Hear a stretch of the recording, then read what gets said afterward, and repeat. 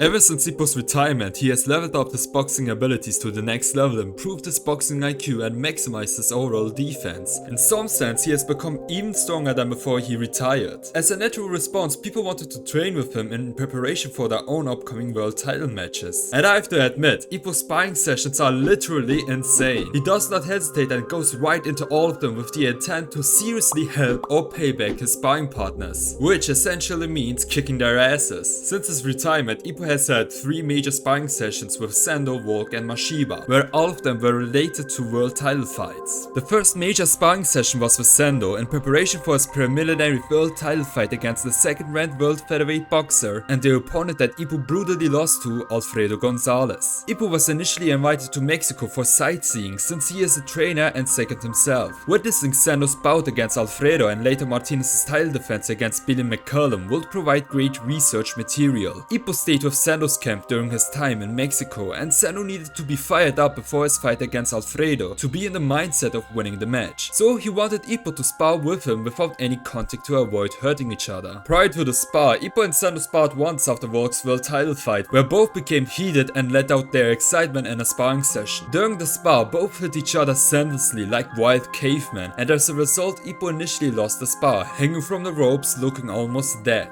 But in their second spar, Sendo was the one throwing all the punches without any connection. Ippo evaluated all the incoming punches and even disrespected Sendo by almost hitting him, only stopping midway through the punch. This pissed Sendo off, who threw a powerful smash that connected with Ippo's headgear protection, but Ippo dodged at the very last second. Sendo and his coach noted that Ippo has evolved since his retirement, and the reason why he lost the spar against Sendo was likely due to the sustained accumulated damage over time, making it hard for him to dodge incoming attacks. Feeling that Ippo is stronger than before was enough for Sendo to get fired up for Ippo's initial comeback and his upcoming fight against Alfredo. Thanks to Ippo's help, Sendo was able to stick to Alfredo's reach and used his high levels of boxing IQ to win. Despite jokes about this match being an initial death match disguised as a boxing match, the use of feints and strategies and the ability to change tactics mid-fight are severely underrated in my opinion. Ultimately, Sendo won the fight with pure brutality and unwillingness to back down, hoping to fight Ippo as a world champion again. After this fight, it wasn't Sendo who would fight Martinez next, but Wally. Wally's and Ricardo's world title bout was the main event right after Volg's second world title defense. Volg needed a suitable sparring partner in preparation for his title defense, so of course they chose the best infighter they knew for their spar, which was Ippo. Volg wanted Ippo without any handicaps, so Ippo took off the weighted wristbands to go full out in the spar. Ippo wanted to pay Volg back for assisting him back when he was in Japan and helped Ippo with the Dempsey counter in the spar in preparation for Ippo's Japanese title defense against Sawamura. So in this spar, Ippo went all out the second the bell rang, catching Volg off guard. Volg had to cool Ippo off by attempting to hit him with the white fang. But remember, this guy retired because of accumulated damage to the head, like what the hell Volg? But Ippo had the retirement power boost and was able to catch Volg's white fangs with ease. Ippo pushed even further, so Volg tried to hit Ippo with a powerful left straight. Ippo dodged that also and gave Volg a heavy left liver blow. Now enraged, Volg unleashed the Heian that he learned from Daniki and followed it with another white fang to Ippo's head. Despite Ippo getting sluggish, he encouraged himself to be more helpful, deflecting Volg's jab and landing a right straight. Volg answered with an uppercut and then remembered that the guy he's fighting against has initially retired because he was close of getting punch drunk. Ippo lowered his body and unleashed the gazelle punch, sending Volg flying into the corner.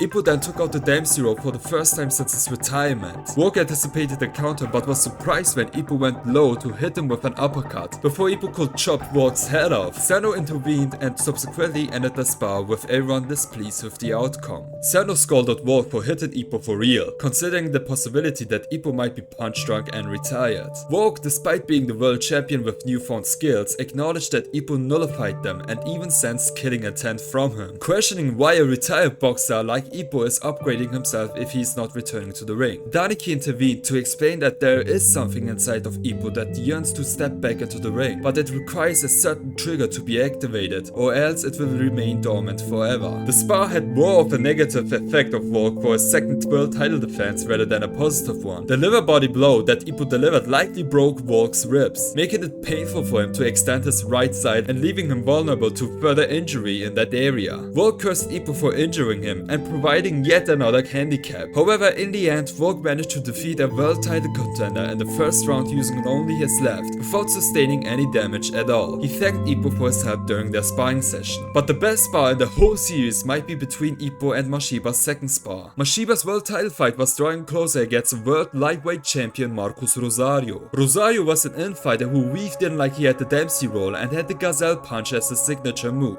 On top of that, he was a notorious cheater and a southpaw. Mashiba lacked a suitable sparring partner since there weren't any fighters with the same specialities as Rosario. However, there was one exception. After reviewing the Rosario tapes, Ippo initially wanted to assist Mashiba in his training, but since he did not possess the Southpaw Stance, Takamura suggested Ippo could help Mashiba if he trained like a southpaw himself. So Ippo trained day in and day out for his stance and visited Mashiba's gym for a spar with him. Mashiba's trainer was initially against the idea of a retired featherweight boxer simulating a southpaw infighter, but then Ippo disrespected them by telling them he could unintentionally hurt Mashiba if he went full out. So to test if it's true, they put Ippo in the ring to beat him up for his snarky comments. At first, Ippo had difficulties getting inside Mashiba's reach. Then Itadaki intervened and mentioned that Ippo still wears the weighted wristbands and should take them off to weave in faster. What followed is that Ippo without any difficulties got into Mashiba's reach and started to dominate him to the point where Mashiba was pushed to the ropes and could only defend himself. This is a massive improvement ever since their first sparring session where Ippo sparred with Mashiba in preparation for his fight against Malcolm Ghetto, with both of them recklessly exchanging blows with one another. But ultimately Mashiba got the upper hand and Ippo lost the spar. But this time Mashiba's camp recognized Ippo's dangerous nature and decided to change their strategy to the one that they intended to use in the world title fight. And the strategy, Mashiba extended his stance, making it harder for infighters to reach him. They found themselves in equal footing and their initial spar ended with Mashiba's coach commenting that Ippo fights like a natural southpaw. However, Mashiba decided to continue the spar to further beat Ippo up, as he caught him and Kumi almost making out and sought payback. Ippo accepted Mashiba's invitation and they no longer sparred to train but to inflict serious damage to another, with Ippo abandoning his southpaw stance and Mashiba going all out. They continued like this for 6 rounds without any rest until a duel exchange occurred, resulting in Ippo going down. However, on the next page he quickly got back up and taught the other boxers how to spar with Mashiba in the future, again unintentionally disrespecting Mashiba for the second time. When Ippo and Itadaki decided to leave, Mashiba wanted to express his gratitude but hesitated the very last second.